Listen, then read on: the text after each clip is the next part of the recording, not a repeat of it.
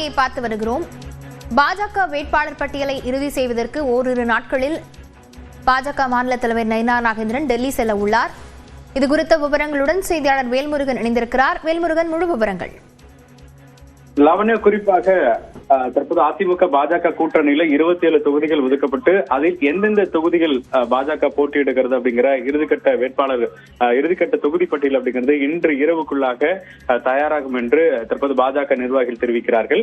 இந்த நிலையில பாஜகவுடைய வேட்பாளர்கள் பட்டியல் அப்படிங்கிறது விரைவாக தற்போது இறுதி செய்யப்பட்டு வெளியிட வேண்டிய ஒரு நெருக்கடியில தற்போது பாஜக இருக்கக்கூடிய நிலையில நாளை அல்லது நாளை மறுநாள் தற்போது பாஜகவுடைய தலைவர் நயினார் நாகேந்திரன் டெல்லி சென்று குறிப்பாக இது தொடர்பாக பாராளுமன்ற குழு கூட்டத்தில் ஆலோசிக்கப்பட்டு அதற்கு பிறகு பாஜகவினுடைய வேட்பாளர் பட்டியல் வெளியிடப்படும் என்று எதிர்பார்க்கப்படுகிறது. குறிப்பாக இன்று இரவுக்குள்ளாக தற்போது 27 தொகுதிகள் எந்தெந்த தொகுதிகள் அப்படிங்கிறது முழுமையான அந்த பேச்சுவார்த்தை நிறைவு பெற்று அதிகாரப்பூர்வமாக நாளை அல்லது நாளை மறுநாளுக்குள்ளாக வெளியிடப்பட இருக்கிறது. இருந்த போதிலும் கூட இந்த வேட்பாளர் தேர்வு அப்படிங்கிறது தொகுதிகளுக்கு ஏற்ப வேட்பாளர்களை நிறுத்த வேண்டும் அப்படிங்கிற ஒரு கட்டாயம் இருப்பதன் காரணமாக பாஜகவினுடைய ஏற்கனவே தேர்வு செய்யப்பட்ட வேட்பாளர்கள் அல்லது தற்பொழுது புதிய தொகுதிகள் கிடைக்கப்பட்டால் அந்த தொகுதிக்கேற்ற வேட்பாளர்கள் என்ற அந்த பட்டியல் அப்படிங்கிறது தயார் செய்யப்பட்டிருக்கிறது.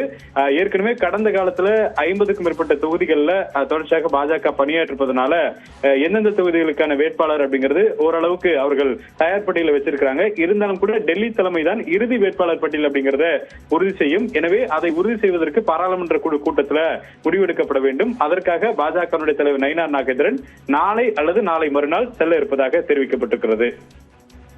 விவரங்களுக்கு நன்றி வேல்முருகன்.